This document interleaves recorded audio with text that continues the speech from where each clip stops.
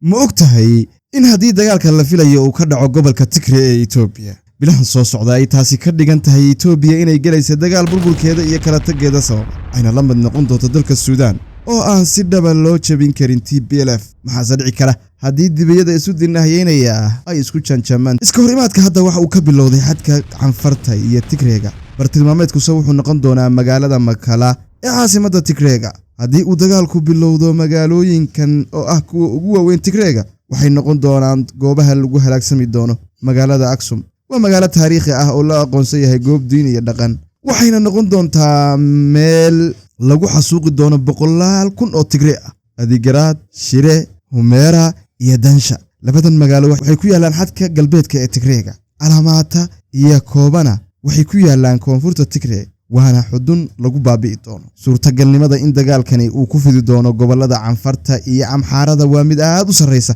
waxaana la filayaa in Vaana u hiilisa TPLF waxaana laga yaabaa in gulufkan mar labaad uu gaaro Dazaya Gombalcha Dabrasina iyo Dabrabraan sida u badan ciidamada federaalka Itoobiya waxay adeegsan doonaan diyaaradaha dagaalka ee Turkiga iyo Imaaraadka Carabta iyadoo daroon loo adeegsan doono si loo jabiyo TPLF diyaaradaha Itoobiya ee duqeyn doona Tigray waxay u badan tahay inay ka kici doonaan saldhigyada Hararmeeda Dabrasiyaad iyo Bishoftu Beherdar iyo Samara masaafada ay soo jari doonaan diyaaradahaasi waxay u dhaxaysaa 250 kilomitir ilaa 500 kilomitir haddii dagaalku socdo kaliya 14 bari Itoobiya waxay ku lumin doontaa logistic shidaal iyo qarashaad kale ee diyaaradaha uu kici doona qiyaastii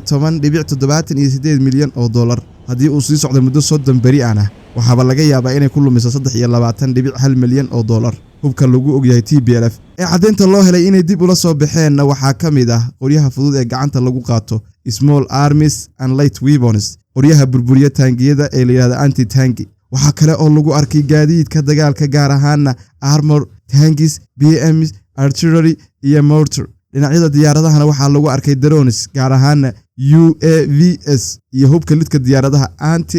air defense tirada saxda ah ee taangiyada hubka iyo daroonista hadda gacanta ugu jirta way isbedeli kartaa oo xogta dhabtihi waa xadidan tahay laakiin waxa la filayaa inay hesho hub aad u badan Eritrea sida doorkii hore oo kale ma ahan dhinaca dawladda federaalka ee Itoobiya waxay la sifan tahay Tigrayga ama TPLF waa go'aamiyaha ciyaartan xuduud dheer oo ah 450 kilomitir ayay la wadaagtaa Tigray haddii ay noqoto in ciidamadeedu ka garab dagaalamaan Tigrayga waxay isticmaali doonaan wadooyin istiraatiiji ah oo TPLF loo soo marin doono saadka sida RSF ba hadda ay u haysato Chadna waxa booska gali doonta Eritrea sidadka labada ah ee isku xiray Itoobiya iyo Eritrea ee Asmara Adiqwala Aksum iyo wadada kale ee isku xidha Asmara iyo Salambeza ee tagta Makala ayay isticmaali doontaa TPLF waxa kale oo TPLF isticmaali doontaa airbase-ka Asmara iyo Zawa military camp kuwaas oo ah saldhigyo diyaaradeed iyo ciidan oo awood leh oo Eritrea leedahay isku dhaca TPLF iyo federaalka Itoobiya ee dagaalkoodu mahurtada yahay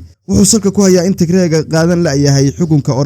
Oromaduna liqilaadahay sida 3 milyan oo qof ay uga babacdhigi karaan 70 milyan oo qof dirita Itoobiya iyo Eritrea waxay salka ku haysaa badda cas gaar ahaan takadaha Casab iyo Masawa dagaalka waxay Itoobiya kula safan Imaaraad oo dhaqaale ku harqinaya iyo Israa'iil oo Itoobiya u tahay saldhig istiraatiiji ah Asmarana waxa kula safan Sacuudiga iyo Masar oo isku haleyn badan ay ku qabteen iyo 2024 dhamaadkeedii diyaaradaha aan duuliyaha lahayn ayaa ka soo degayay garoomada Addis Ababa Dabrasiyaad Beherdar Harar waxaana degay ilaa 250 diyaarado xamuul ah oo hubsiday garoomada Itoobiya teer iyo 2024 dhamaadkeedii madaxweynaha Eritrea oo 2025 bishii 6 warbaahinta la hadlay ayaa su'aalo iska weydiiyay waxyaabaha ka socda gudaha Itoobiya gaar ahaan hubka wuxuu diyaa keenay hubka maalin kasta lagu soo rarayo diyaaradaha xamuulka ah ee waaweyn wuxuu ku soo koobay su'aalaha ujeedadu maxay tahay waxaan filayaa in jawaabtaasi uu afawarqi maanta hayo dagaalka qarxa gobolka Tigray wuxuu yeelan doonaa saameyn aad u ballaaran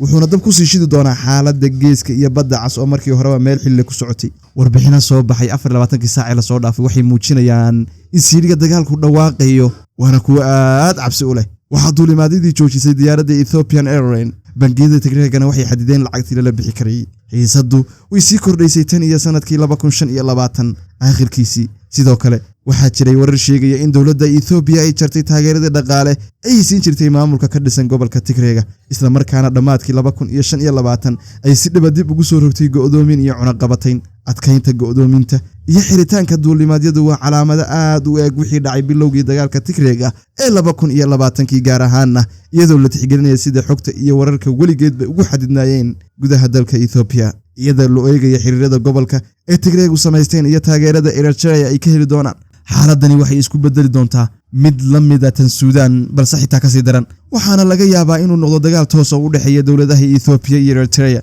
dagaalka Tigre ee hore waxa uu sababay ugu yaraan dhimashada 600 oo kun oo qof in ka badan 2 milyan oo qof ayaana barakacday magaalooyin badan oo Tigre ah ayaa noqday kuwa aan lagu noolaan karin tabantan